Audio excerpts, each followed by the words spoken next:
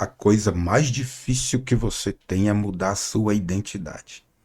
E eu sei que é muito difícil. Por quê? Até hoje, as pessoas me encontram na rua e dizem assim: ah, rapaz, nós estamos com saudade daquele tempo que você era briguento, que você fazia muitas ações, muitas demandas, enfrentava, né?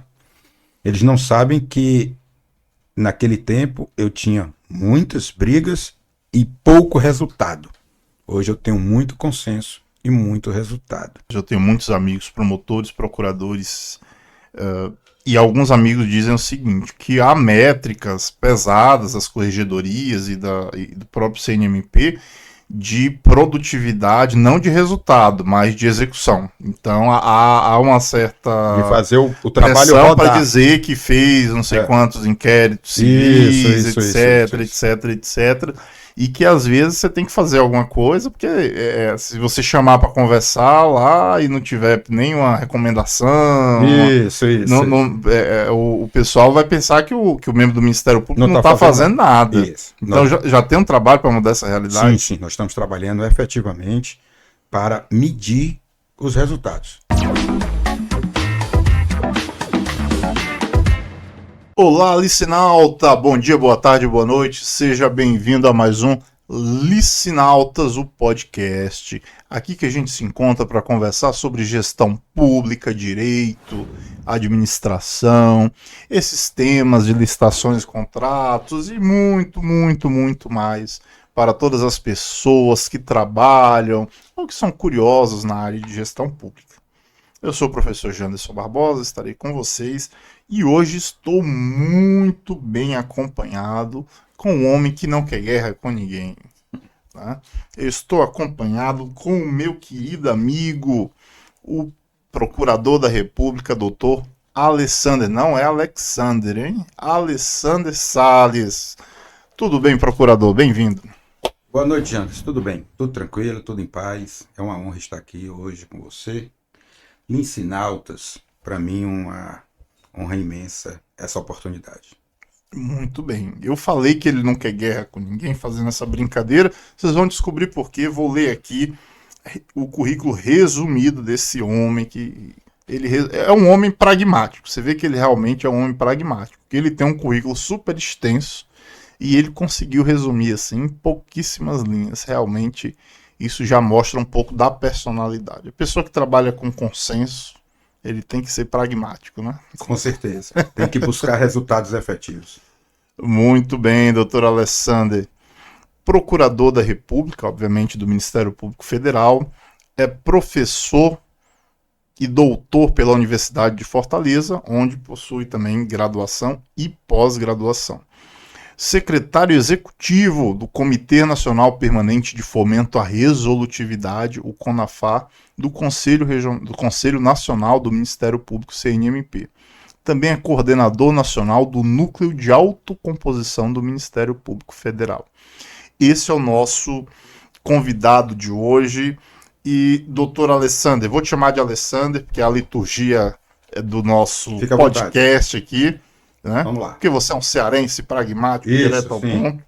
Então eu vou te perguntar, que essa pergunta aqui meio filosófica, meio atravessada, que é a seguinte: quem é Alessander Salles? Uma pessoa comum, normal, um pai de 3 filhos, casado, já há quase 30 anos, e que desde muito cedo escolheu como rumo de vida servir ao Ministério Público Brasileiro.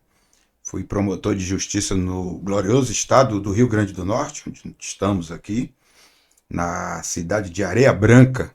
Cheguei ali com ia fazer 24 anos de idade. E depois ingressei no Ministério Público Federal, e onde eu estou até agora, caminhando para a aposentadoria. Barba branca não consegue esconder esse caminho que já estou trilhando. Você falou que eu sou um homem que não quer briga com ninguém, é verdade. Mas eu já fui um dos maiores litigantes do Ministério Público Federal. Já litiguei demais e empreendi uma transformação, não só na minha forma de atuar profissionalmente, mas na minha própria vida. A gente pode conversar um pouquinho sobre essa transformação, eu posso lhe dizer como isso aconteceu. Mas, na verdade, a busca do consenso hoje é, para mim, uma transformação pessoal e profissional. E a busca do consenso é o caminho que eu acredito por conta dos resultados. Por isso que você, no começo, me chamou de pragmático, mas o pragmatismo mudou a minha visão sobre como encarar demandas, sobre como encarar problemas, sobre como encarar conflitos. E a consensualidade tem me ofertado muito mais resultados do que a conflituosidade.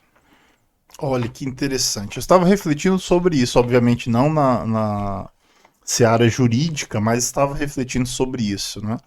Dizem que a consensualidade é um fruto da maturidade. Seria? No meu caso sim. Assim, o Ministério Público, principalmente o Ministério Público Federal, mas eu acho que o Ministério Público brasileiro, ele evoluiu muito, cresceu muito por conta do espírito mais juvenil de seus membros. Ou seja, pessoas que não eram ainda, não tinham família estabelecida, não eram casados, não tinham filhos e que tinham um ideal muito grande, tinham muito propósito de vida, queriam transformar o país através de sua atuação, combatendo a corrupção, promovendo a satisfação de direitos fundamentais, fizeram com que a instituição crescesse muito e ficasse conhecida em todo o Brasil como uma instituição de vanguarda, como uma instituição inovadora, como uma instituição que efetivamente defende os direitos mais essenciais da sociedade.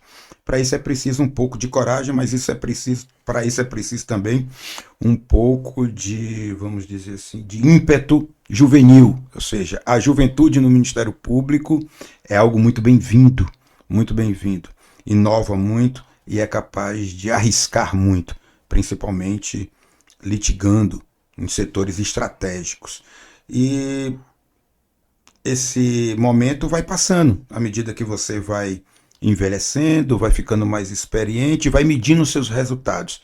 E você vê que os seus resultados na judicialização passam a depender da atuação de vários outros atores, não só de você. E você descobre uma forma empoderadora de você mesmo conduzir a solução para casos concretos a partir de técnicas de negociação.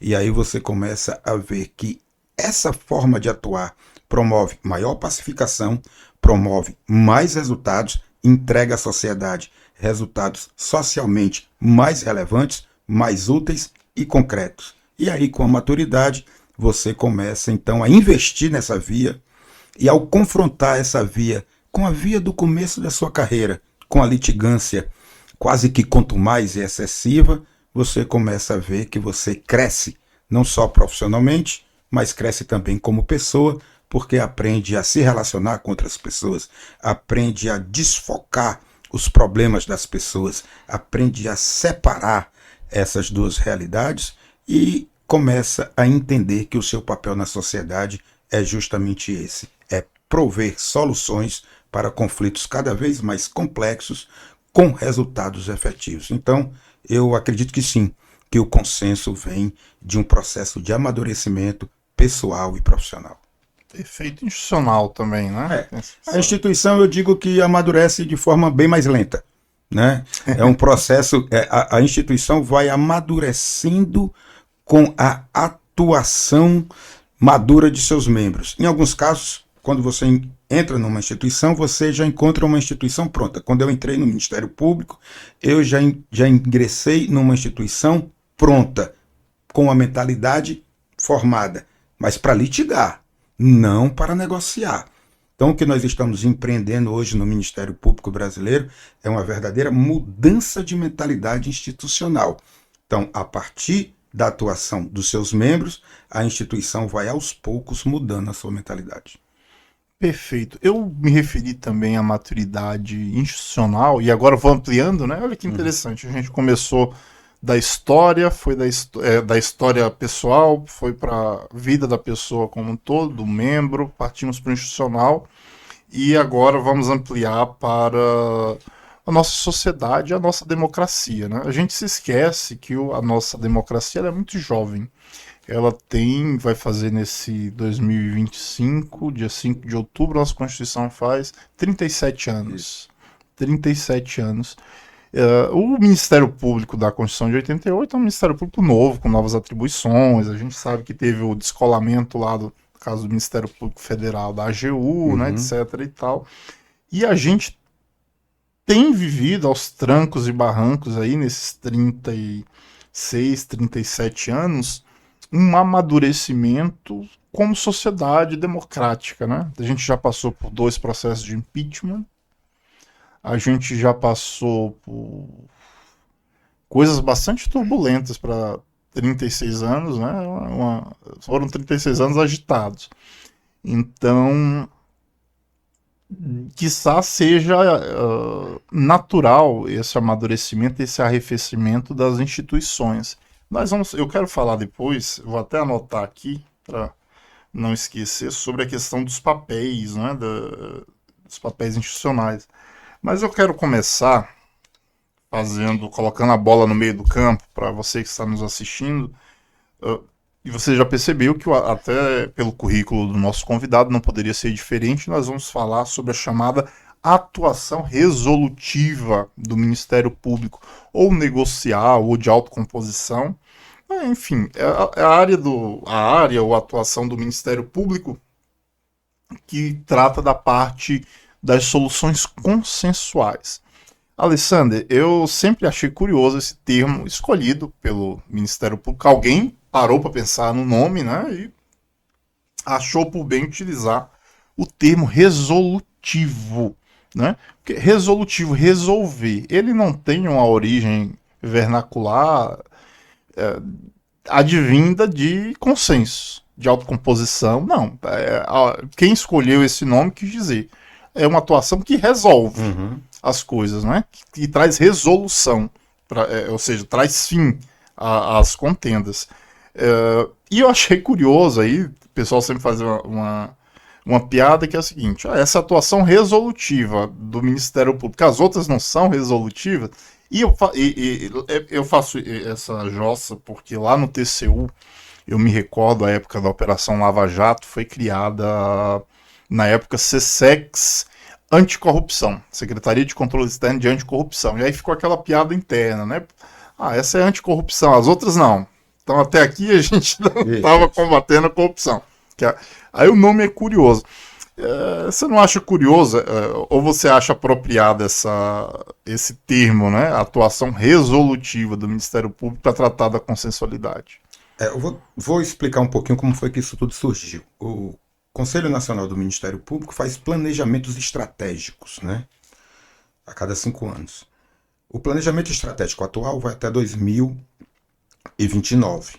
Nós nos reunimos todos no Brasil inteiro, todos os membros de todos os ramos do Ministério Público, e discutimos a missão da instituição, os princípios fundamentais da instituição, as prioridades da instituição, a agenda que queremos para a nossa atuação e aquilo que queremos entregar para a sociedade e que devemos entregar para a sociedade. E no último planejamento estratégico, nós determinamos os princípios informadores da instituição Ministério Público Brasileiro. Estou falando do Ministério Público Brasileiro. Estou falando de nenhum ramo, nem de Ministério Público de Estados, nem da União. E nós então elegemos como um dos princípios fundamentais a resolutividade. Quando nós falamos resolutividade, nós estamos falando da entrega de resultados concretos, reais para a sociedade, a partir da atuação própria do Ministério Público. Ou seja, como a instituição Ministério Público dá à sociedade a satisfação dos seus direitos, confere à sociedade a satisfação dos seus direitos. Como nós devemos nos instrumentalizar para dar cada vez mais resultados socialmente relevantes. E aí nós estruturamos a resolutividade. Como nós podemos alcançar a resolutividade? E chegamos à conclusão de que nós podemos alcançar de diversas maneiras. Nós podemos alcançar a resolutividade através de atuações judiciais, através da judicialização de demandas, através de uma via adversarial, que é a via judicial, que nós chamamos de heterocompositiva, onde um juiz é chamado para resolver um conflito entre o Ministério Público e uma outra parte. Nós podemos aí conseguir resultados belíssimos. Nós conseguimos alguns resultados consistentes, inovadores, que fizeram com que a sociedade evoluísse e que o Ministério Público evoluísse também através da judicialização. Então nós temos uma modalidade de resolutividade, que é a resolutividade jurisdicional, a resolutividade judicializada, a resolutividade na via adversarial. No entanto, nós temos um poder, uma possibilidade, uma potência, vamos dizer assim, de produzirmos resultados socialmente relevantes, tão bons quanto aqueles que estamos produzindo na judicialização, talvez até em tempo menor e com menor custo, através de uma atuação própria da instituição.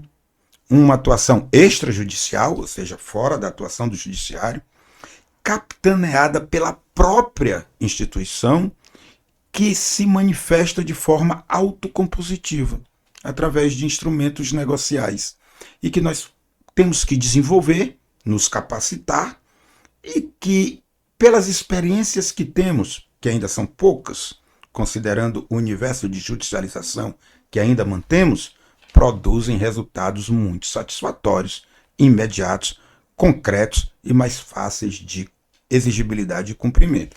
Então, essa é a resolutividade autocompositiva. É uma outra forma de termos resolutividade. Mas o mais interessante é que a resolutividade heterocompositiva, a judicializada, e a resolutividade autocompositiva, de natureza extrajudicial, não estão em campos estanques. Essa relação é dinâmica. Você pode ajuizar uma ação, no meio dela vir para uma via negocial autocompositiva.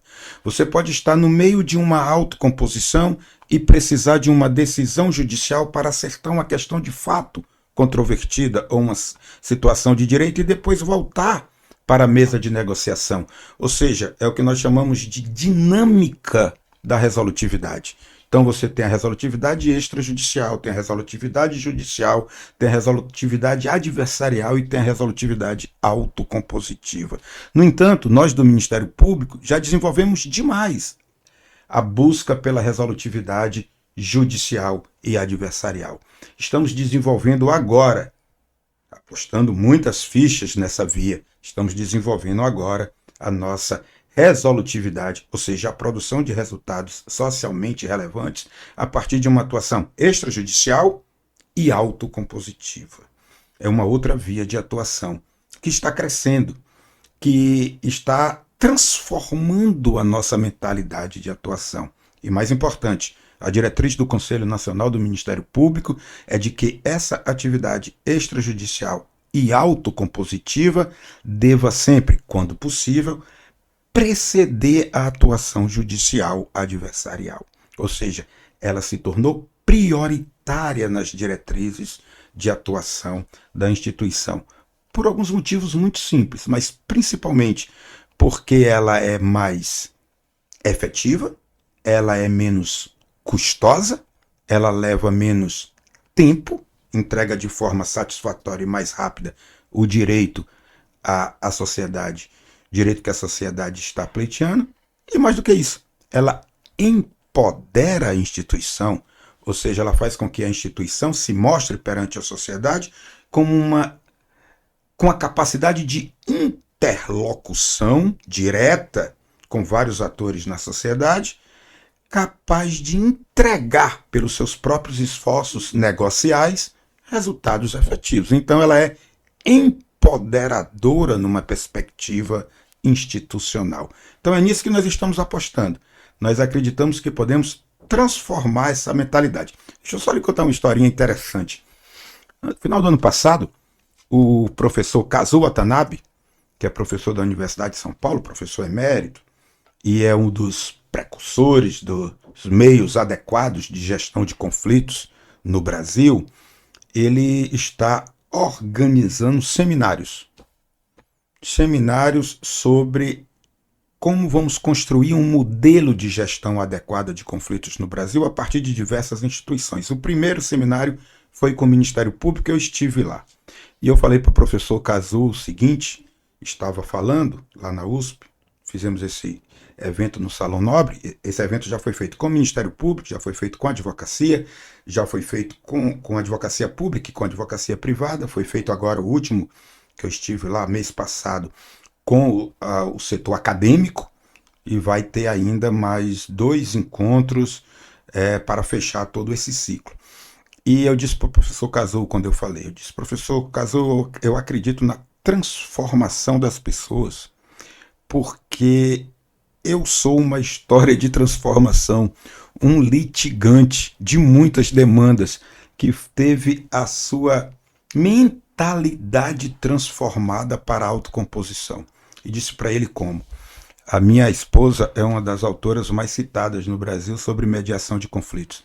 Enquanto ela estudava mediação de conflitos, desenvolvia estudos nessa área, aplicava, eu estava litigando. E todo dia ela deixava um livro na minha cabeceira sobre mediação de conflitos, sobre pacificação, na esperança de que eu pudesse ler esse livro e fosse me convencendo. Aos poucos eu fui lendo e vendo efetivamente que havia um caminho para a atuação do Ministério Público por essa via. Então eu disse para o professor Cazul, professor Cazul, com todo o respeito que ele merece, eu disse, professor Cazul, eu acredito que é possível transformar as pessoas com esses instrumentos autocompositivos.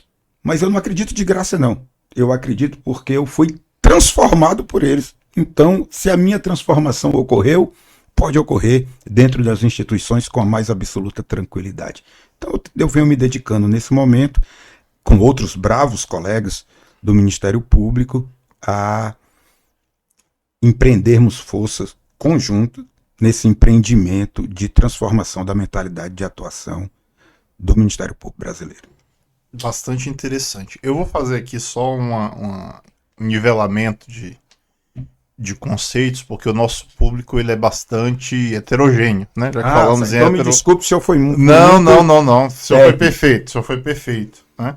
Só para quem não é da área do direito entender o que o nosso procurador se refere quando ele fala de autocomposição em dissonância ou de forma contrária à heterocomposição. O que é a composição? É a resolução, né? Heterocomposição é quando vem hétero diferente, quando vem alguém diferente das partes do conflito, no caso o juiz, e ele vem de fora e resolve. Isso, né? Isso, perfeito. Ou então um árbitro. Um árbitro, né? Numa arbitragem, mas alguém que não é diretamente parte do conflito. A autocomposição é quando as próprias... né? Nós mesmos, quando as próprias partes elas se juntam e ali elas resolvem um conflito sem delegar essa decisão para um terceiro. Embora, professor Janto, se me permita... Fique à vontade. Isso é um... Eu vou pedir desculpa a quem está ouvindo, mas isso é uma característica minha, me desculpe, mas eu queria fazer só esse esclarecimento. Eu queria... Embora em autocomposição, existem modalidades de autocomposição onde existe um terceiro ajudando as partes, mas não resolvendo. Mas não é ele que toma a decisão. Né? Na mediação e na conciliação nós temos o terceiro. Na construção de consenso, que é um instrumento também que desenvolvo muito. Estou aqui, inclusive, para fazer aulas aqui sobre construção de consenso. Na construção de consenso, que é um instrumento também. Ele auxilia, mas o terceiro não toma a decisão. Né? A decisão. Agora eu queria fazer também um outro detalhe para quem é um pouco leigo nessa matéria. Na verdade, o termo autocomposição é utilizado no Brasil.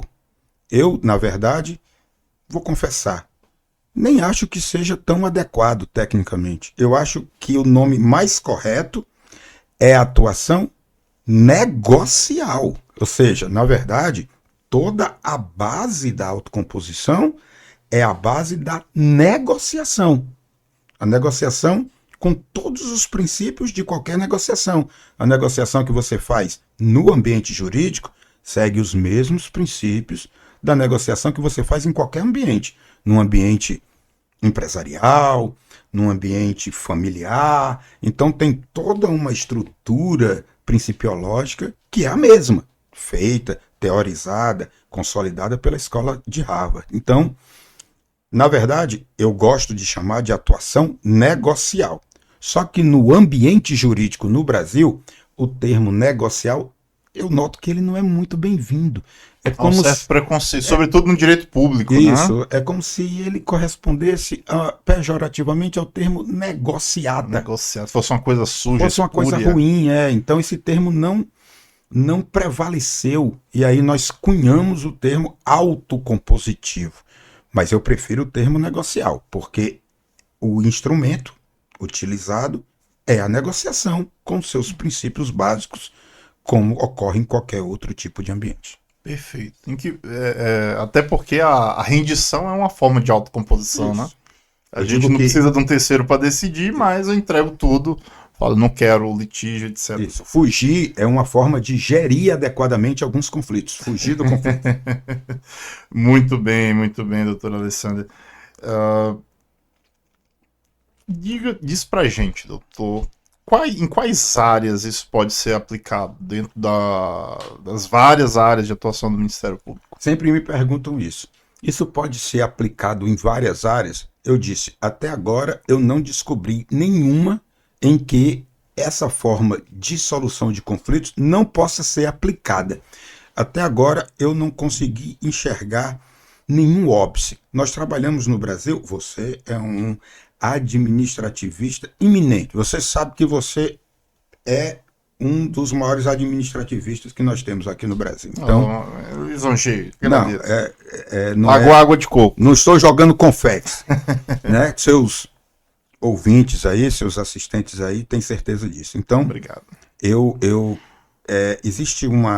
Sempre existiu no Brasil um certo entendimento de que nós temos áreas intransponíveis à negociação, né? Onde a negociação não pode adentrar, principalmente pela conceituação que nós fizemos da indisponibilidade do interesse público, né? Como se o interesse público tivesse um determinado núcleo que não pudesse ser objeto de nenhuma ordem de disposição, né?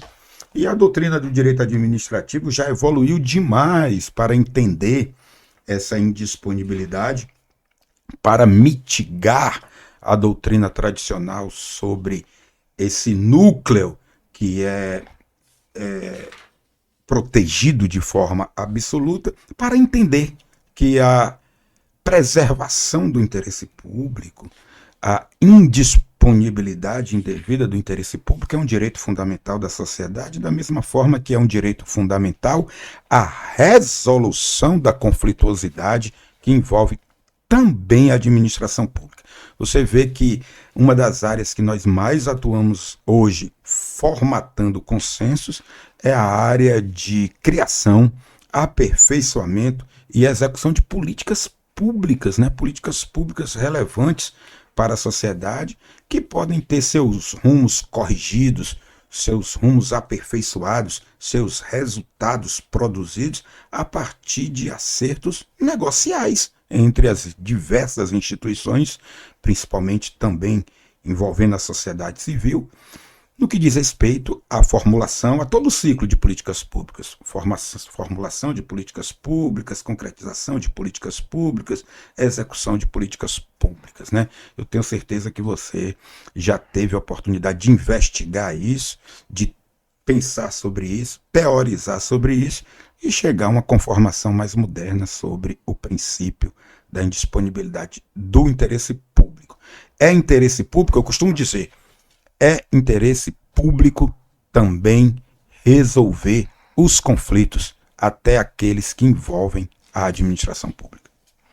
Perfeito, meu amigo. Você estava falando aí sobre interesse público. Eu acho que eu já te presenteei com esse livro da fase de planejamento. Devidamente mas com esse já não? Sim, com esse também? Também. Interesse público constitucional. Isso. Na verdade, o professor Hugo de Brito Machado, que partiu recentemente, cearense tributarista eminente, ele dizia o seguinte, que quando você dedica um livro, você não está apenas dedicando o livro, você está certificando o livro. Está certificando que é o autor daquele livro para que possa ser citado com absoluta precisão.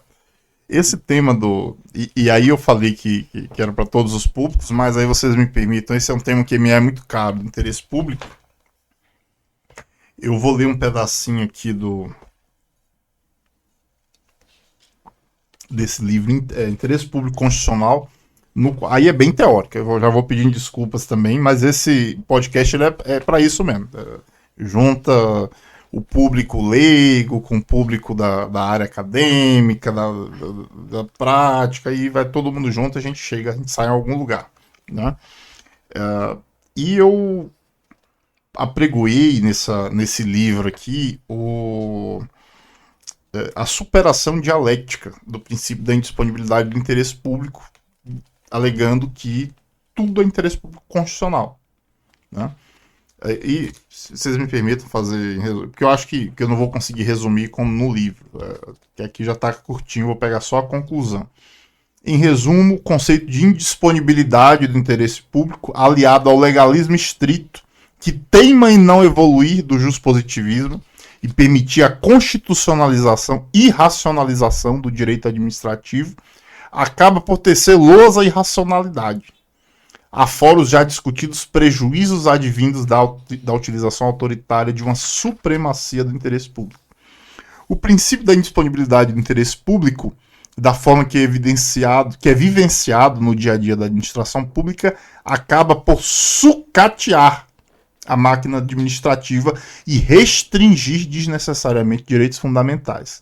Por outro lado, sustentar a utilização racional do princípio da indisponibilidade do interesse público, ou a indisponibilidade do interesse público constitucional, parece ser a construção de um raciocínio tautológico, pois, sendo o interesse público o produto da harmonização de diversos valores constitucionais, este é indisponível pela própria natureza de resultado da conjugação de diversos valores, que não são propriamente indisponíveis. Isso.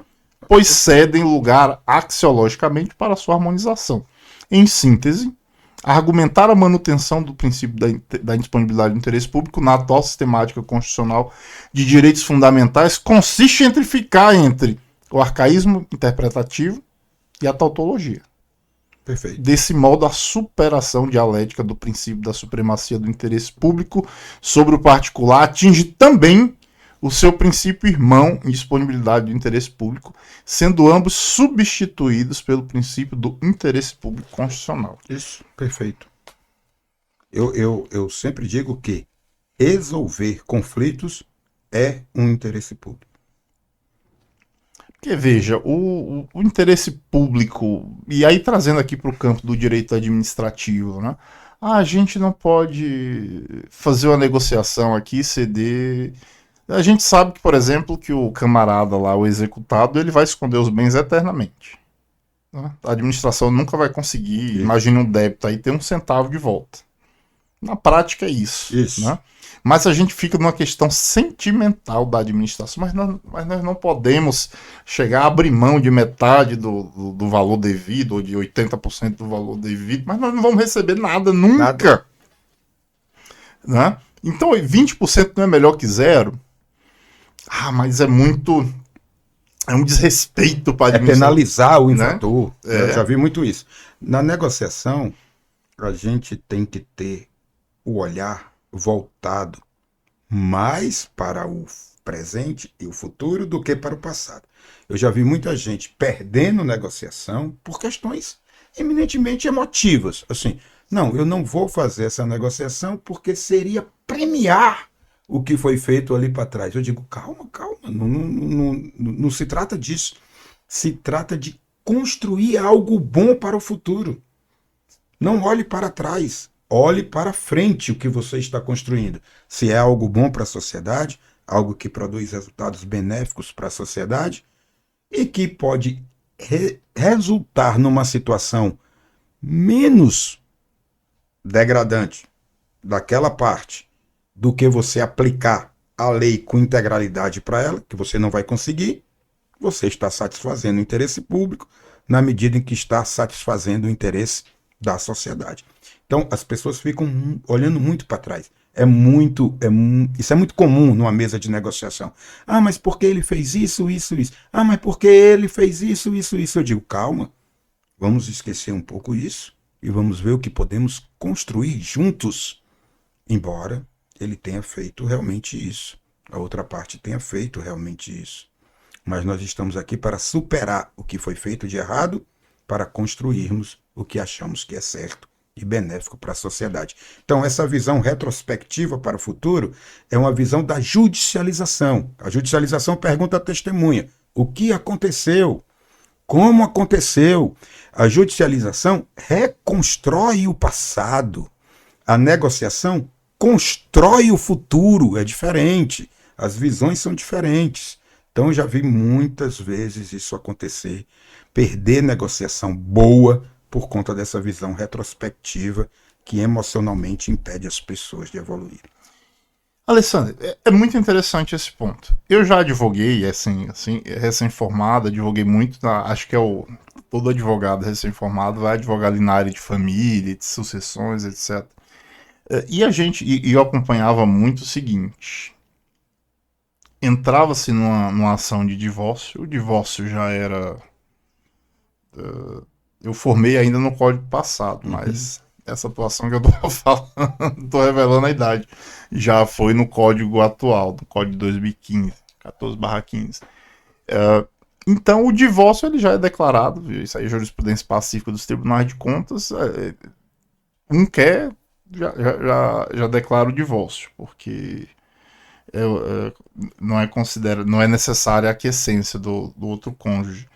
Mas a questão patrimonial, de divisão patrimonial e etc., teoricamente, divisão do patrimônio do comum, teoricamente, é uma nuance do processo de divórcio de cunho estritamente patrimonial. É disponível. Né? Disponível. Não, e assim, patrimonial, porque eu tô dizendo assim, você não tem aquela carga emotiva, emocional do divórcio, porque uma parte pediu o divórcio, o juiz já decreta, geralmente na antecipação de tutela, né? Já decreta o divórcio, está divorciado, agora a gente vai discutir só os bens.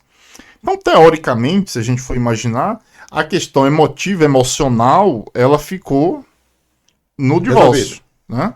E aqui tem só bens, né? E eu me lembro de um caso, obviamente que eu não vou falar de onde, mas de uma ação de divórcio em que o juiz deu uma antecipação de tutela, divorciou os cônjuges, e aí a minha cliente, ela falava assim, ela contava a história, tudo que aconteceu, que o marido fazia, Aí eu falo, senhora, mas assim, vocês já foram divorciados. Vamos fazer um acordo aqui para dividir o patrimônio, porque isso aqui, tava sem juíza comarca, isso aqui vai demorar muito tempo, etc.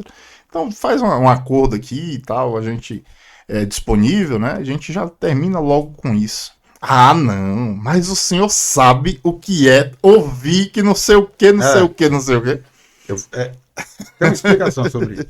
Né? Ou seja, a briga do patrimônio ali, na verdade, a pessoa física, ela queria, por trás ali, que o juiz, ao dizer que o patrimônio vai ficar mais do jeito que eu quero, do jeito que você quer, ela queria emotivamente que o juiz dissesse, você está certo, o casamento terminou por culpa daquele vagabundo. Isso. Não sou.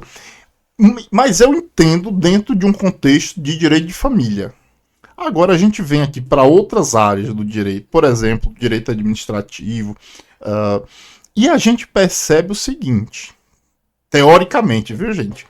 Que tanto os gestores, quanto às vezes, né, teoricamente, pelo amor de Deus, os membros do Ministério Público, às vezes carregam, do representando a entidade, etc., carregam um certo ranço emotivo, assim, mas eu não vou fazer...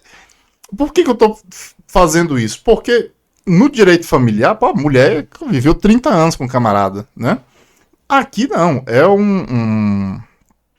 por exemplo, um representante do Ministério Público, por uma ficção jurídica, ele está ali sendo titulado dos direitos da coletividade.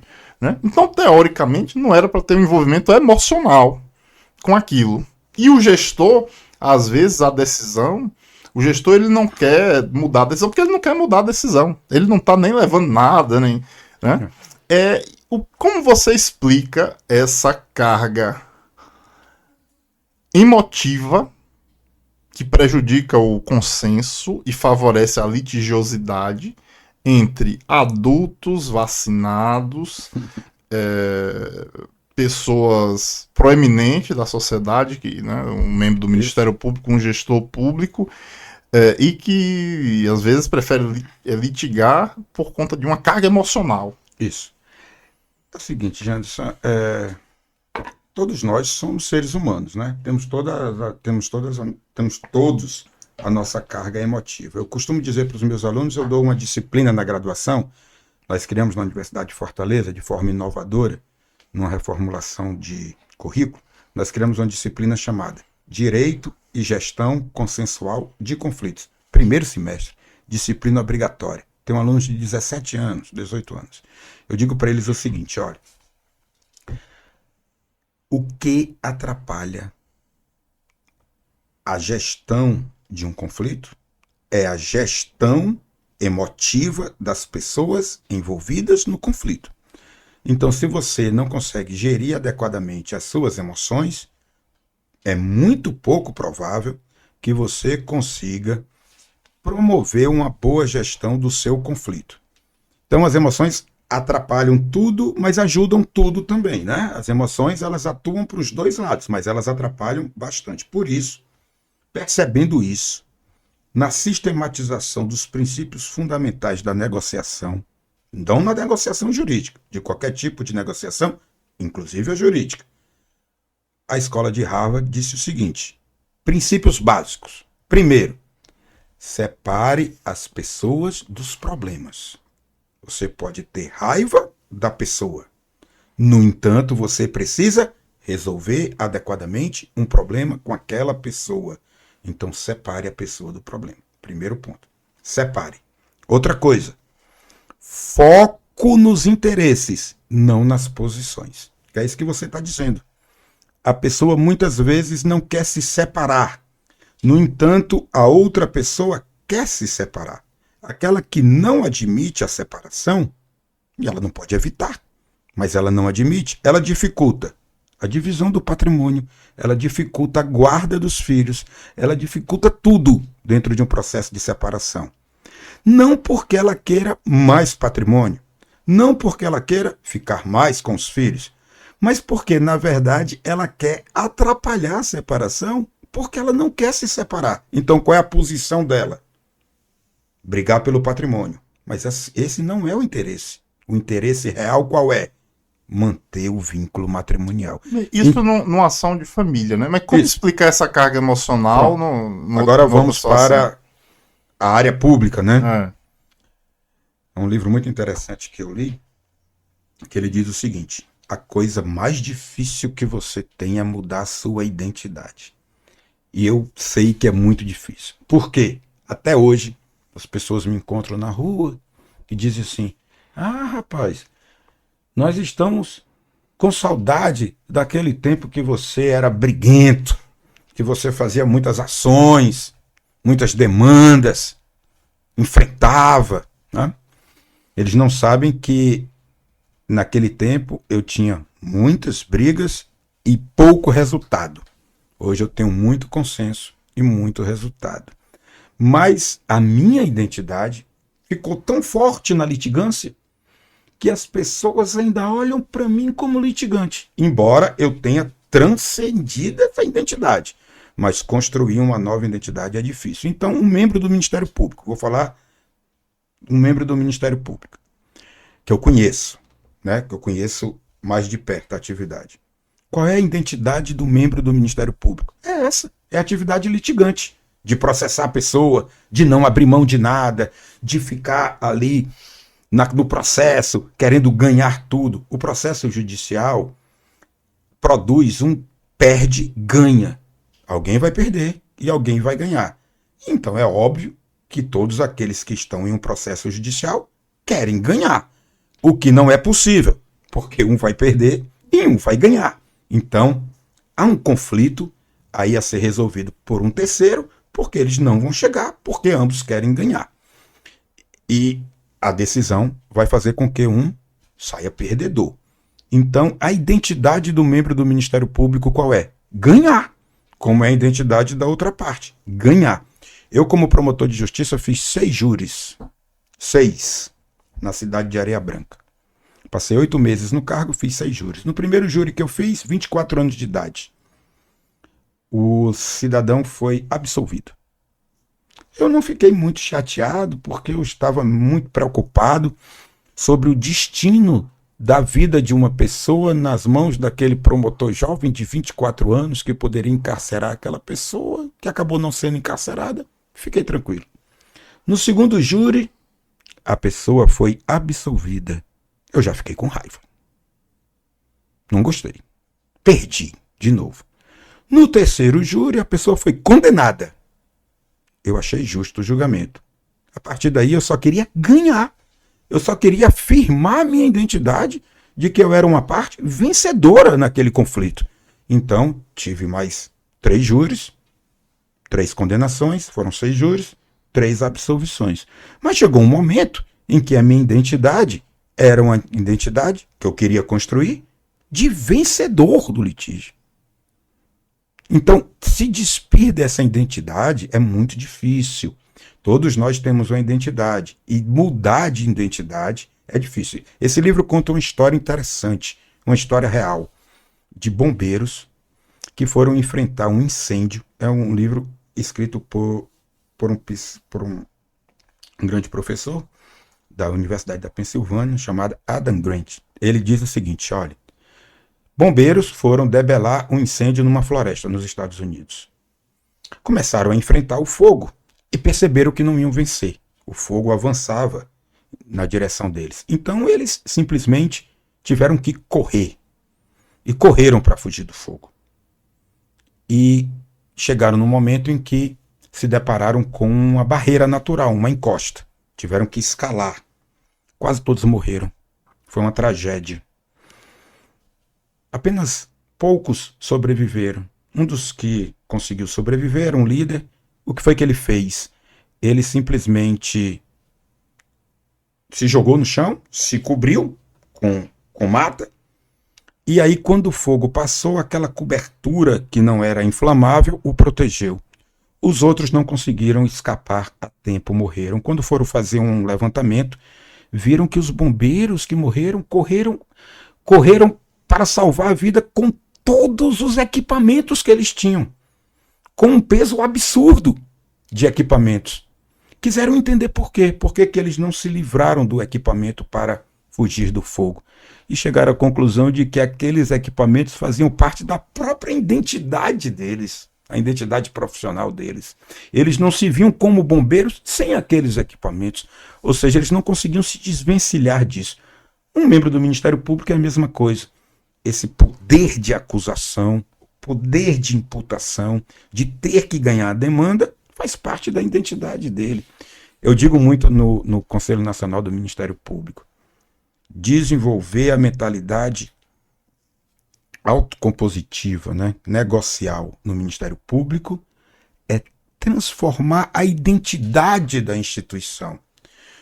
Muita gente dentro do Ministério Público diz assim, isso é bobagem, esse negócio de negociar é bobagem, isso é um absurdo. O Ministério Público tem que tomar as providências contra aquele que violou a lei, nada de negociar. Então, essa mentalidade ainda é a predominante no sistema de justiça, não só no Ministério Público, na advocacia, em todos os setores, nos próprios tribunais. Então, é uma mudança de mentalidade. E a mudança de mentalidade é produzida a partir de uma mudança de identidade. Então, se você não muda a sua identidade, você não consegue mudar nada, nem a própria mentalidade. Quanto mais a mentalidade de outros, né? Quanto mais uma mentalidade institucional. Então, digo, separar pessoas dos problemas é fundamental. Gerir adequadamente as emoções é fundamental. Só para terminar esse ponto. Tá maravilhoso. Só para terminar esse ponto. Contar uma historinha aqui. Existe um livro, chama-se Negociando com o Diabo, de um professor dos Estados Unidos. Esse livro é esgotado. Ele tem uma edição em português do Brasil e uma edição em português de Portugal. É esgotado. Você vai encontrar raramente aí na internet venda desse livro usado. Na esquina da minha casa tem uma banca de revista. Um dia eu desci para comprar uma pilha, essas pilhas fininha. Entrei na banca de revista, e nessa banca de revista tinha alguns livros usados. É uma coisa muito comum no Brasil. A pessoa tem uma biblioteca, os descendentes acham depois que a biblioteca está ocupando espaço na casa e se livra da biblioteca.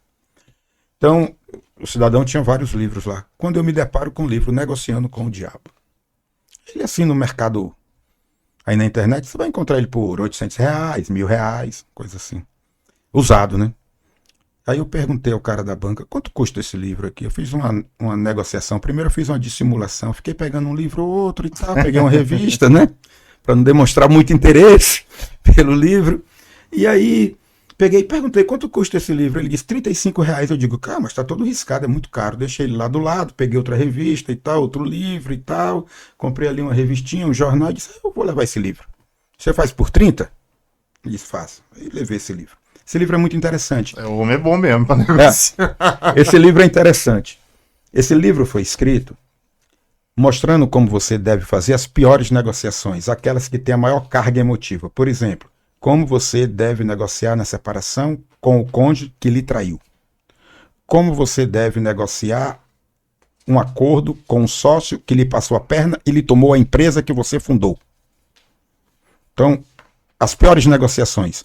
Por isso que o nome é Negociando com o Diabo. Na edição aqui do Brasil tem até o rabinho do diabo assim na capa do livro. Então ele mostra nesse livro como você faz essas negociações com alta carga emotiva. Então ele diz, você primeiro separe a pessoa do problema. Depois, foque no interesse, não nas posições. A gente quando ensina a negociação, a gente mostra um iceberg. Que você vê, você tem aparente a ponta do iceberg, acima, né, da água, são as posições que as pessoas adotam na negociação, mas não são os interesses. O que ela realmente quer está ali submerso, você tem que garimpar e chegar no interesse. Se você fizer negociação só nas posições, não vai chegar a lugar nenhum, porque não vai resolver o problema, porque o problema está nos interesses. Então, existe toda uma técnica para você gerir emoções, separar pessoas de problemas e encontrar os verdadeiros interesses. Para isso é preciso preparo, mas para isso é preciso que você esteja disposto a fazer isso e não só a manter a sua identidade, que é sempre querer ganhar, sempre entrar na via adversarial para uma relação ganha-perde. Muito interessante.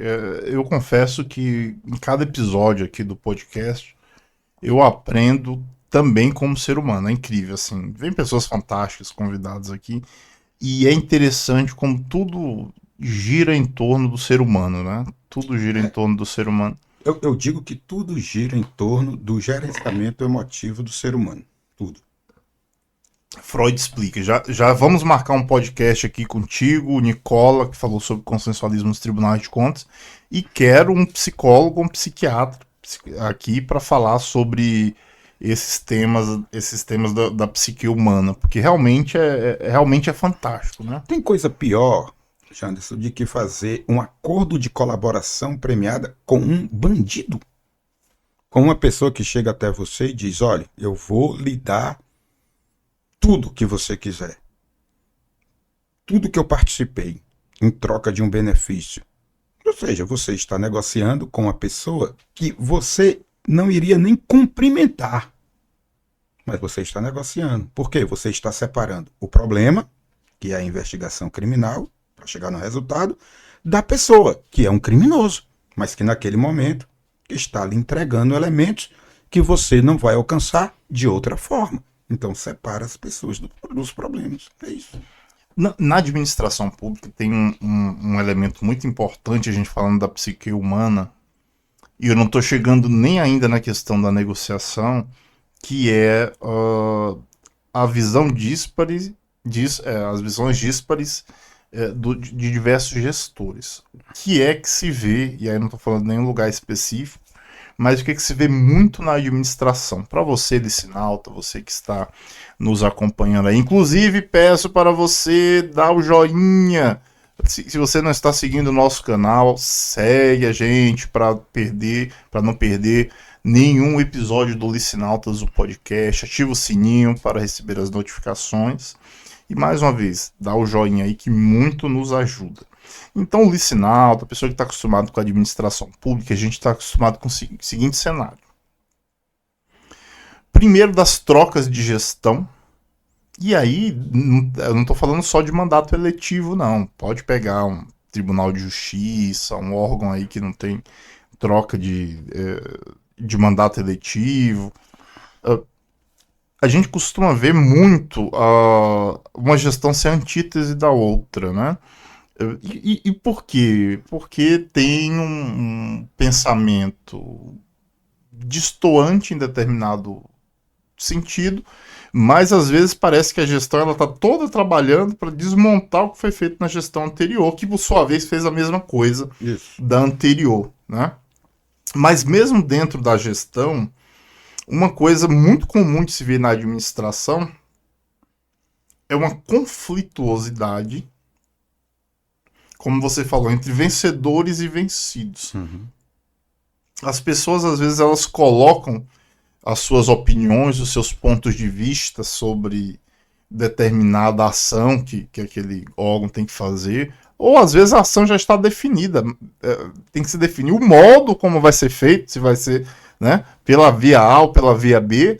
E o que a gente vê dentro da administração é uma verdadeira batalha de egos por besteira, só para deixar por ó, eu venci.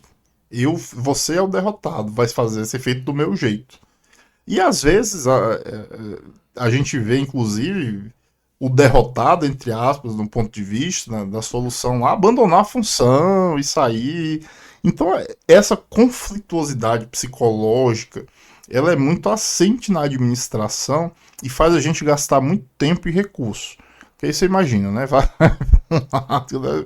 depois vai para outro. As pessoas colocam muita carga emocional dentro de... Tem muita vaidade, né? Vaidade, Uma vez, numa questão bem complexa, nós fizemos um acordo com um ente público. Foi um acordo demorado, envolvia questão ambiental, tivemos que trabalhar com órgão federal, órgão estadual, mas fizemos um acordo. Terminamos o acordo e chegamos no momento de colocar o acordo num termo, né? De materializar o acordo num documento. E aí a pessoa que representava a entidade estatal, era um estado, disse o seguinte: olha, nós vamos cumprir tudo o que nós acordamos, mas nós não vamos assinar um documento. Mas nós vamos cumprir tudo. Eu perguntei, por que você não vai assinar um documento? Ele disse, porque se nós assinarmos o documento, é como se nós tivéssemos capitulado. É como se nós tivéssemos perdido. E aí nós aceitamos as posições que foram colocadas. Nós sabemos que temos que fazer isso e é o certo, mas nós não vamos colocar no papel. Eu disse, ok, então vamos fazer esse acordo. Você vai cumprindo e a gente vai monitorando. E assim foi feito. Mas o Ministério Público poderia ter dito, então tudo ou nada. Se você não vai assinar, nada. Não, nós ficamos monitorando, fomos levando aquilo na negociação e tudo aquilo que foi acordado foi efetivamente feito. Se você olhar do ponto de vista emocional, o membro do Ministério Público pode pegar aquilo até como desrespeito. Isso, como é que é? Quer dizer que a gente ficou esse tempo todo aqui. Você não disse que vai fazer, por que você não assina Você aqui? tem que compreender que na esfera política, aquele documento talvez pudesse ser, embora não fosse, né, pudesse ser utilizado como um sinal de fraqueza, como tendo se submetido à vontade de outro órgão, né, e não negociado honestamente, claramente. Então a gente tem que entender também essas consequências, né? O Ministério Público tem que entender também que, na verdade, existem situações de ordem política que o gestor acha que devem ser preservadas. Bem, o fato é que o que nos interessava eram os resultados, e os resultados foram produzidos, embora sem um documento formal. Perfeito, doutor. Dando prosseguimento, e realmente o tema ele é bastante interessante, e agora se deixa claro por que é a atuação resolutiva, né? Para produzir resultados. Eu tenho quase 30 anos de Ministério Público Federal. Quer dizer, vou fazer esse ano 30 anos. E vou ser sincero, tem demanda minha que está tramitando, tem 20, 25. Até hoje não acabaram. E tem acordo meu que demorou 1 ano, 6 meses e resolveu já muita coisa. Então, a via negocial, eu não estou dizendo que ela é sempre a melhor. Por isso que nós chamamos via adequada. Tem muitos conflitos que não comportam negociação. Tem conflitos sobre situações altamente controvertidas. São situações morais altamente controvertidas. É possível legalizar o aborto? É possível descriminalizar uso de drogas? São questões morais sensíveis que nunca vão conseguir se aproximar de um E com a acordo. carga de legitimidade democrática. Isso, Né? então. Até porque não haveria, se fosse uma class action, não haveria um representante adequado. Não haveria. Então, titular disso, né? Então, existem situações em que o acordo não é nem recomendável, mas existem todas outras em que o acordo é muito recomendável, pode ser mais efetivo, pode ser mais rápido e pode ser menos custoso. O último levantamento que foi feito é de que cerca de 40 até a metade das demandas que estão no judiciário não precisariam estar no judiciário, né?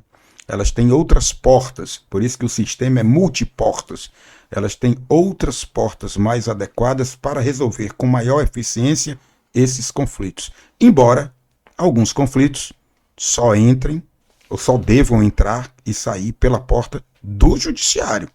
No entanto, alguns não. Alguns devem ser tratados em outras portas. Alessandro, falando sobre esse ambiente propício para resolutividade, a gente está numa quadra bem específica da história, que é a quadra dos holofotes, né? Da praça pública. Talvez Castro Alves nunca imaginou que a praça ia ser tão do povo. Como agora, né? E aí, interprete como quiser, em diversos sentidos, como agora, nessa quadra histórica. E a gente sabe que tem coisas que são contraintuitivas e não devem ser feitas à luz do dia, não por serem espúrias, mas porque não favorecem a verdade do posicionamento das partes, né? O consenso ou mesmo a resolutividade. Por exemplo, eu gosto sempre de dar esse exemplo. Imagina se o Congresso Nacional ele tivesse a sua reunião do Colégio de Líderes televisionada, né? Então você tem um partido A, partido B, nesse fla-flu que está o Brasil. Na frente das câmeras, lá no plenário, é um xingando o outro, brigando, defendendo sua posição, porque ele tem que jogar para sua plateia. Isso. Cada um tem milhares ou milhões de seguidores na rede social. Tem gente que vive na base da dopamina, então atenção, você não está sendo feito de trouxa, né? De repente a pessoa nem acredita naquilo, mas está falando para atiçar sua dopamina, porque hoje, se você não exagerar, etc., você não consegue atiçar a dopamina e com isso a atenção e os seguidores, etc. e tal. Então, aquele ambiente de conflito ali, ele é próprio para os holofotes, né? O corte do TikTok, do Instagram, ou até mesmo daqui do YouTube. Então, lacrou, fulano lacrou, falou na cara do outro o que é pra ouvir, não sei o que. Um é petralha, o outro é fascista, e não vou nem entrar nesse mérito.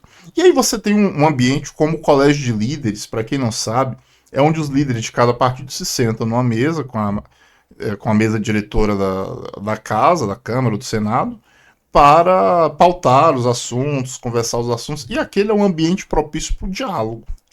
Vamos dizer que seja o local onde realmente os problemas são resolvidos. Os problemas são resolvidos. E,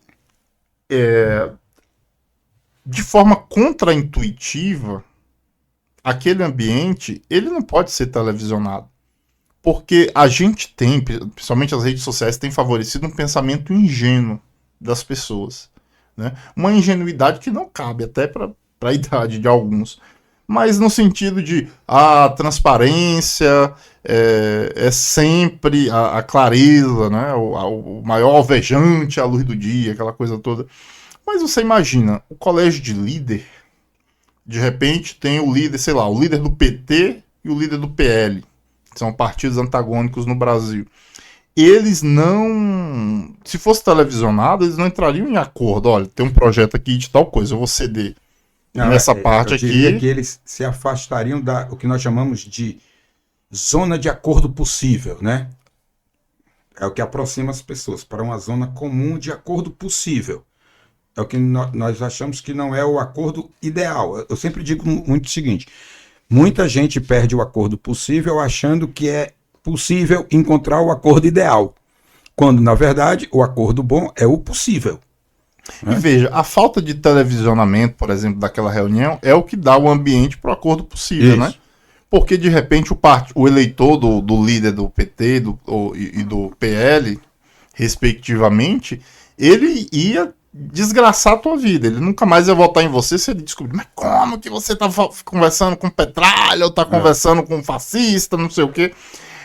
E aquele ambiente fechado ali, ele dá condições de, ó, não, isso aqui não dá para aceitar não, será que eu abro mão disso aqui e tal? E é contraintuitivo, eu repito, hoje nós estamos vivendo uma ingenuidade coletiva de que apenas as coisas intuitivas elas são absolutas. Então, o colégio de líder é porque estão roubando, estão fazendo negociata.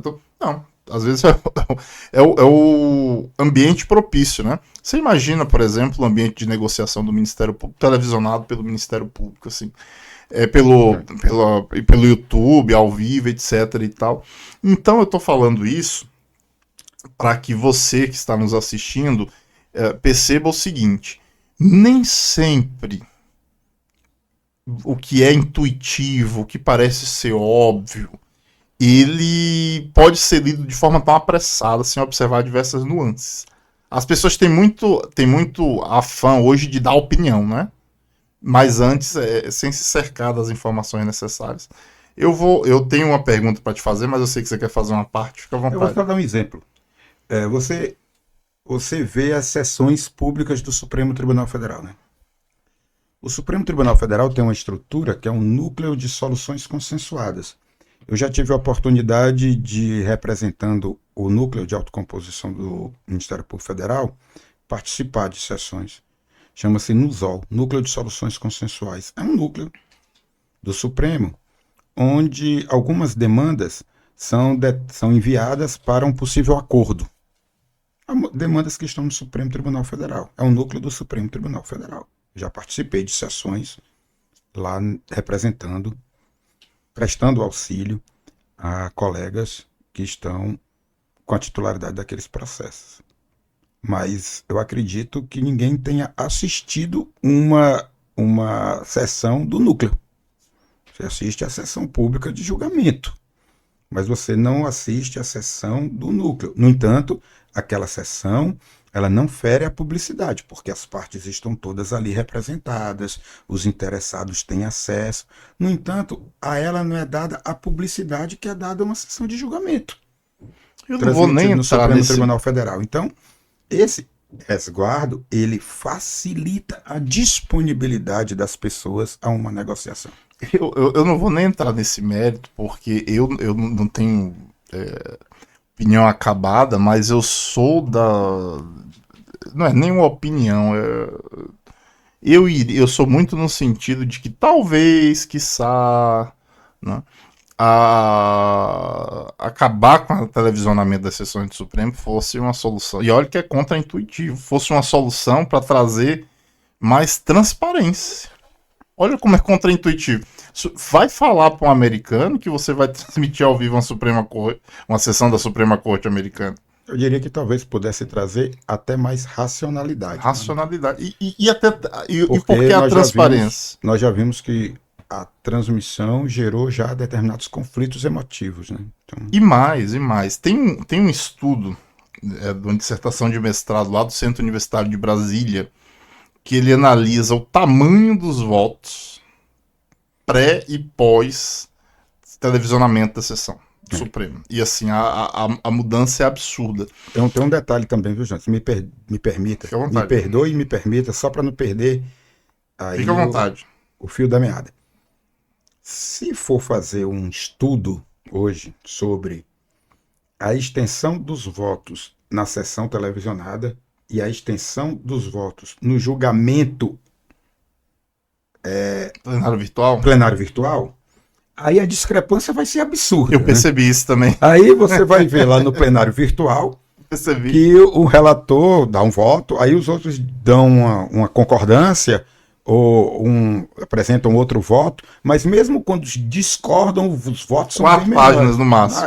Então, Eu já percebi você isso. vê essa discrepância entre aquilo que é levado no plenário, um voto que é dado no plenário de horas e horas, e um voto que é dado no âmbito virtual. E veja, é contraintuitivo, mas vou aproveitar para fazer essa análise aqui. Você imagina, aquele colegiado ali, o voto ele é proferido, qual que é o intuito dele? Eu convencer os meus colegas, né? Por isso que no Supremo, quem começa a votar, o relator dá o seu voto, se tiver revisor, e depois quem vai votar é o mais novo da casa, justamente porque o judiciário tem essa pompa, né? Para o decano e os mais antigos não influenciarem, né, com seu voto os demais de uma maneira assim muito grande, né? Então, mas aquele voto lido ali, etc, é justamente para ter o debate, a dialética. Agora, como é que eu vou ter uma dialética? E, gente, eu não estou falando do Supremo específico, tá? Tô falando desse debate entre o contraintuitivo e tal. Como que eu vou fazer uma dialética se o meu voto já está pronto, escrito? Você tá entendendo? Tem 200 páginas e já tem uma câmera ali já para pegar a minha fala daquele. Então, isso favorece o engessamento dos votos, né? Sim. E derruba muita colegialidade, né?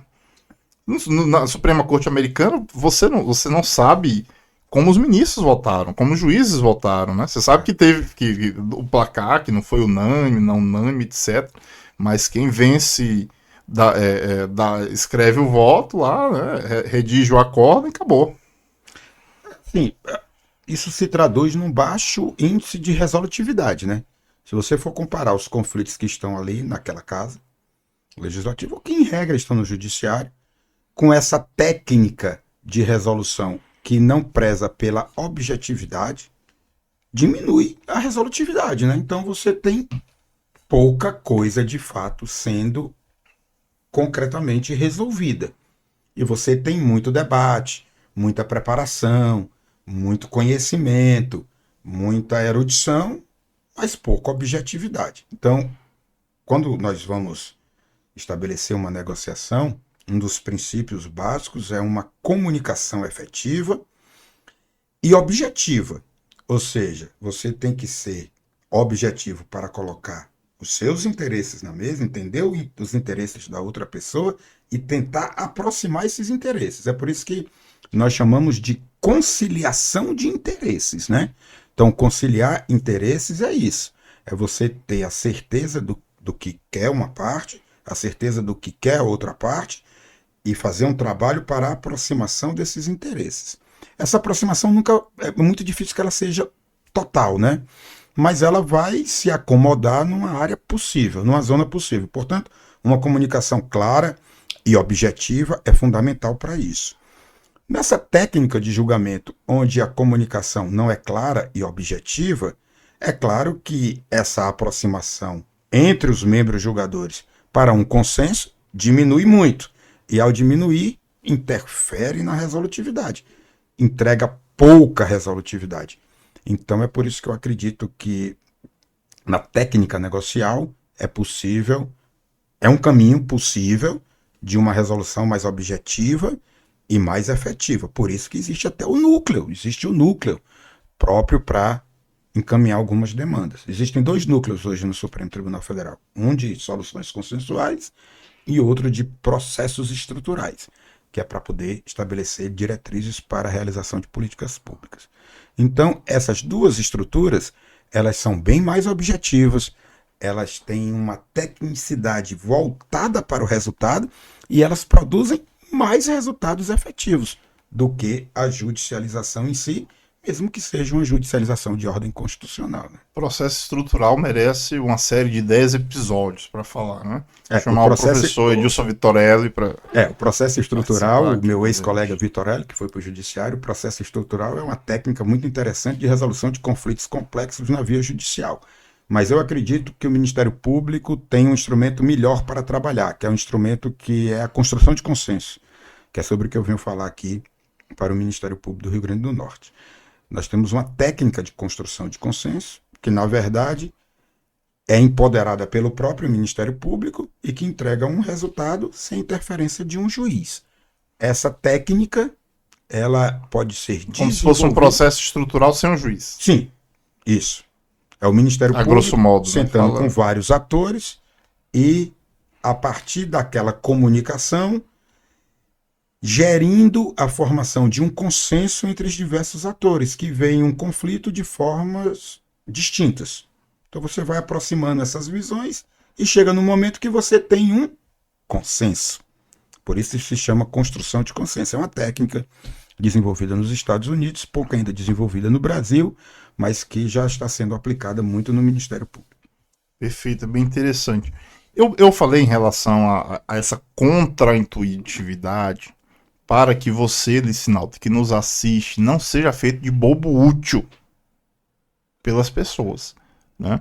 Porque, primeiro, eu digo, olha, você não é obrigado a dar opinião, primeira coisa. Segunda coisa, para 3 segundos, que você nem terminou de falar, a pessoa já está cuspindo a resposta de volta, né? Eu falo, para 3 segundos, pensa.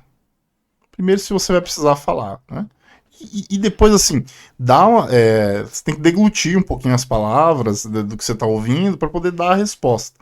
Então, tem coisa que é absolutamente contraintuitiva e é feita para a plateia. Por que eu estou falando isso? Tem um amigo meu que trabalha na ONU, ele disse que, hoje nem tanto, mas tinha uma piada lá na ONU que era o seguinte: não podia, qualquer convenção, qualquer tratado internacional... Tava precisando de assinatura, assim, para dizer que conseguiu muita assinatura, era só levar para o Brasil, que o Brasil assinava. Né? Na época que tratado não valia nada aqui no Brasil. Né? Depois a gente teve controle de convencionalidade, etc, etc, etc. Né? Mas ele disse que já virava uma piada na ONU. Por exemplo, Estados Unidos. Estados Unidos não assina tratado quase nenhum. Né? Porque ele sabe ali que se ele assinar, ele vai ter que se comprometer e aquilo ali vai dar pano para manga, né? O Brasil, meu amigo disse que não estava nem aí. Era só levar lá, não é? Uma convenção de não sei o que obriga. Tá. Assina aí, porque aquilo ali não vai gerar na prática interno. Não vai gerar cumprimento interno. E ficava bonito na foto. Né? Brasil, né, adere ao tratado de proteção à pessoa com deficiência, etc. E essa contraintuitividade, ela vem aqui também nesses instrumentos de consenso, né? Então você fala negociação. Negociação? Mas como assim eu vou negociar? O auditor de controle externo, o promotor de justiça, o procurador da República, o advogado da União, né? Ele treme. Eu brinco, estava aqui com a professora Michelle Marie, que é advogada da União, lá, presidente lá da Câmara que faz a consolidação de entendimentos administrativos, e aí terminamos o podcast aqui, beijo professora Michelle Marie, e fomos de carro até Pipa, que haveria um congresso lá, inclusive um lugar bem propício para ter um congresso. E aí a gente foi conversando no caminho, né? E eu falava, professora, enfim, uma amiga pessoal, eu falava, Michelle, não adianta, você pensa... Porque as pessoas queriam um certo pensamento dela dissociado da realidade da AGU, da União. Né? Mas não adianta, pelas décadas que ela trabalha na AGU, ela tem uma mente formatada, na mente dela já a defesa da União já está incrustada. Né? E aí, lógico, é todo um trabalho de educação contraintuitiva, inclusive para os nossos membros e das diversas carreiras.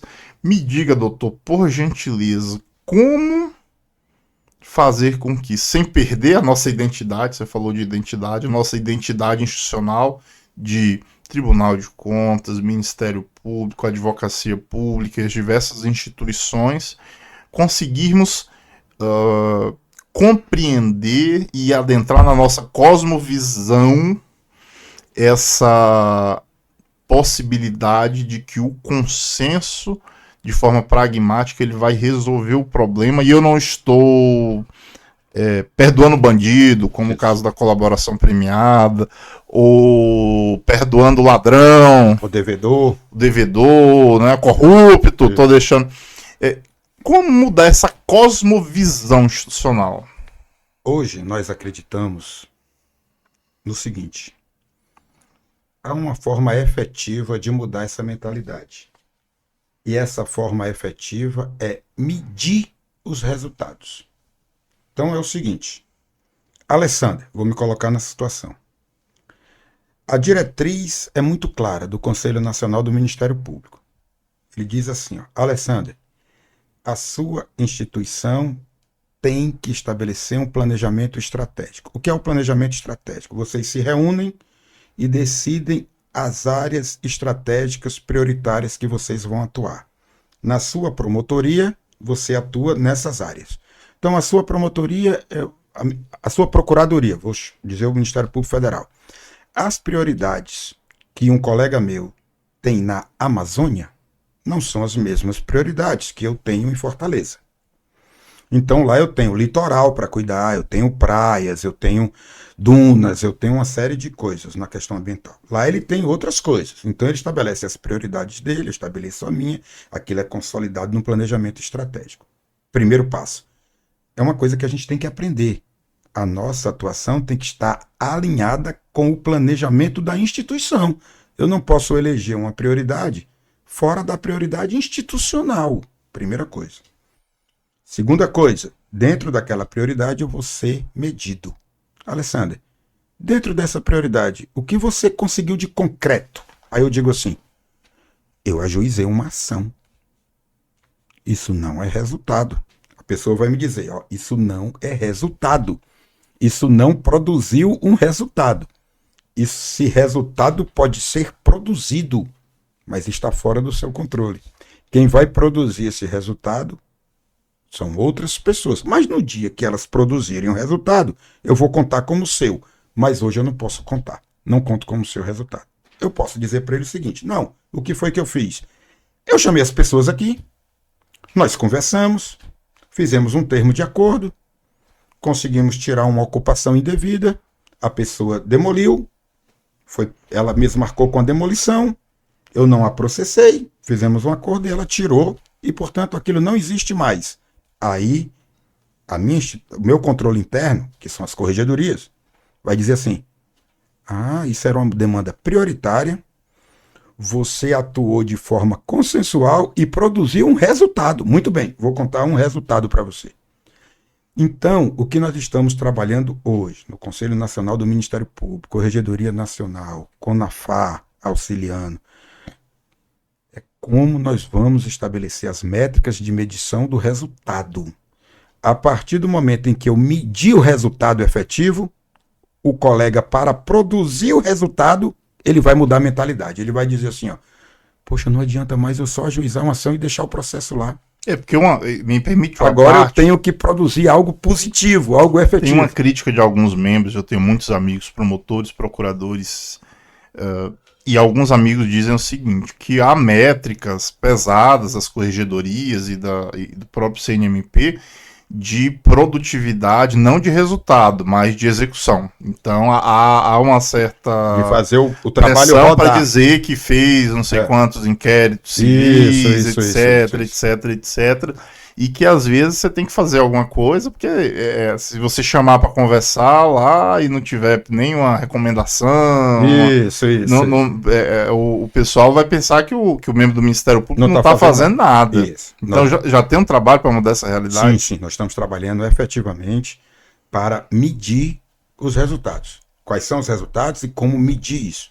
Nós já temos alguns consensos sobre isso. Primeiro consenso, os resultados devem estar sempre atrelados ao planejamento institucional. Isso é um consenso. Não é admissível que os resultados sejam produzidos fora das metas que a instituição se obrigou a cumprir. Porque senão o membro pode ir buscar o resultado mais fácil, que para a instituição não é relevante, não é prioritário. Então, o resultado tem que estar dentro desse planejamento. Segundo, esse planejamento tem que ser estabelecido para as peculiaridades de cada promotoria, de cada ofício, porque os ofícios são diferentes, as promotorias são diferentes, os lugares são diferentes, as demandas da sociedade são diferentes, a demanda não se repete. Um promotor de justiça não tem uma demanda em Areia Branca que seja igual a uma demanda de uma promotoria numa serra ou num sertão, é diferente. Então, tudo isso tem que ser feito. Depois, trabalhar para atingir essas finalidades. E atingindo, primeiro, premiar. E não atingindo, exigir o atingimento. E é claro que você não começa um processo dessa natureza punindo, né? Você mostra o que deve ser atingido, premia quem está atingindo num determinado momento. Como é que você premia o membro do Ministério Público? Nós temos várias previsões de anotações que valem para promoções na carreira, né? Pontuação de promoção na carreira, com a premiação do atingimento de metas, para concorrência em vários segmentos, em várias posições na carreira, e nós temos também o reconhecimento institucional, com premiações em várias ordens, né? Prêmio Inovari, prêmio CNMP, prêmio de cada Ministério Público e a pontuação na carreira. E a partir de um determinado momento, quando você consolidar esses instrumentos, você diz para a carreira o seguinte: a partir do exercício tal, nós vamos fazer levantamentos e aí nós vamos exigir mesmo. Aí você vai ter que ter os resultados para mostrar, porque aí você vai sofrer consequências de ordem negativa também por não atingir, né? Ou por não mostrar o trabalho para atingir. Porque muitas vezes você pode tentar uma negociação e a outra parte pode não querer, né? Mas você teria que demonstrar que efetivamente buscou esse caminho antes de, por exemplo, ajuizar uma ação. Muita gente chama ajuizar uma ação como terceirizar a solução, né? Então, antes de você terceirizar a solução, interessante, você vai ter que demonstrar que buscou um outro caminho mais efetivo. Interessante. Eu teria várias coisas para conversar. A gente tinha combinado falar sobre o excesso de litigiosidade, mas já aprendi o amigo Alexander muito tempo. Então, quero aproveitar para deixar disponível para o amigo, professor, procurador da República, uma pessoa, um homem sensato, aí na sua maturidade, da sua quadra de vida, né? É interessante essa contribuição da evolução pessoal para o cenário institucional e, portanto, coletivo depois. É bastante interessante. Então, quero deixar o espaço livre para as suas considerações finais, seja para o membro do Ministério Público que está nos assistindo, seja para a sociedade em geral. Bem, eu tenho a dizer, Jantes, primeiro agradecer essa oportunidade, muito boa conversa, muito bem recepcionado, estudo maravilhoso, qualidade total, som, imagem. Agora, eu queria dizer o seguinte, é o que eu digo para os meus alunos de primeiro semestre. Eu digo o seguinte: por uma questão, para mim, óbvia, com o aumento da complexidade dos problemas em sociedades muito diferenciadas, como é o Brasil, por exemplo, sociedade crescente, em ebulição permanente, a área de negociação, a área de resolução de conflitos através de técnicas de negociação cresce demais, aumenta muito. Porque as estruturas tradicionais não conseguem dar a resposta efetiva que as pessoas esperam. Então, estar preparado para isso é estar preparado para demandas que, num futuro próximo, os mercados vão exigir.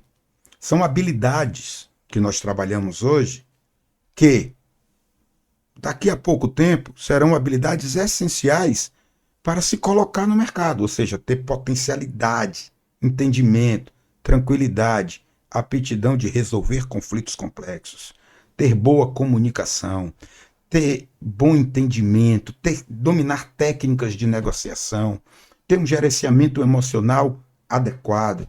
Essas habilidades estão cada vez mais valorizadas no mercado de trabalho, seja no ambiente jurídico, seja fora do ambiente jurídico, seja no ambiente negocial, seja na gestão pública, seja na administração de empresas privadas. Então, são habilidades do futuro,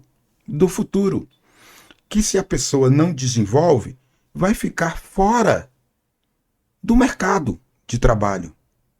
Então, o Fórum Econômico Mundial... Aqui não tem negociação, meu amigo. Aqui é o seguinte, olha, o Fórum Econômico Mundial mapeia constantemente, a cada 5 anos, essas habilidades que o mercado diz que está precisando. Então, nós estamos tentando mostrar e desenvolver essas habilidades nos nossos alunos, nas pessoas que nos escutam, para que elas entendam que trabalhar da forma tradicional não vai garantir mais lugar no mercado para elas, são outras habilidades. Uma das habilidades mais importantes vai ser o domínio das técnicas de negociação, a capacidade de negociar. E essa capacidade de negociar vai produzir resultados para as empresas, para o Ministério Público, para a Defensoria Pública, para os próprios advogados. Já existem escritórios de advocacia no Brasil que só negociam, não litigam. Então, é um mercado crescente. Eu digo para os meus alunos, vocês vão querer disputar as posições no mercado tradicional da advocacia, por exemplo, saturado, ou o que nós estamos abrindo é uma nova vertente de mercado. Mas você vai ter que ter as habilidades. E para ter as habilidades, você vai ter que estudar, você vai ter que se dedicar, você vai ter que, talvez, mudar a própria identidade. Então, o recado que eu quero deixar é esse. O recado que eu quero deixar é que eu só vejo a consensualidade crescer. Recentemente, nós estávamos conversando, a Espanha fez uma reformulação significativa do seu sistema de justiça e elegeu a adoção de meios adequados de gestão de conflitos de natureza consensual como essenciais para a própria sobrevivência do sistema de justiça, chegando ao ponto de, em algumas situações, condicionar o ajuizamento de ações ao esgotamento da via negocial. Então, é algo que cresce no mundo desenvolvido, nos sistemas jurídicos de mundo desenvolvido, sistemas jurídicos que respondem até melhor do que o nosso às demandas. Então nós temos que abrir os olhos para essa nova vertente de abordagem de problemas complexos. E a negociação é uma vertente que nós temos que desenvolver. Esse é o recado que eu quero deixar, porque eu só vejo isso crescer. Mas ainda é muito pouco, considerando o ganho de escala que produz para a atividade tradicional. Sim, mas eu só vejo crescer, enquanto do outro lado eu só vejo diminuir. Esse era o recado que eu queria deixar. Muito bom, professor. Você tem que vir dar uma aula pra gente de oratória aqui. Que você Não, fala, se comunica muito bem. Na sua frente eu não tenho coragem. Não, que é isso. De uma maneira bastante clara e bastante próxima, né? É muito interessante. Você que ficou até aqui, até o finalzinho, ouvindo, assistindo Licinautas, o podcast. Esse foi o professor, doutor, procurador, amigo Alessandro Salles. Seja você também um licinauta, o especialista do futuro. Até o próximo episódio.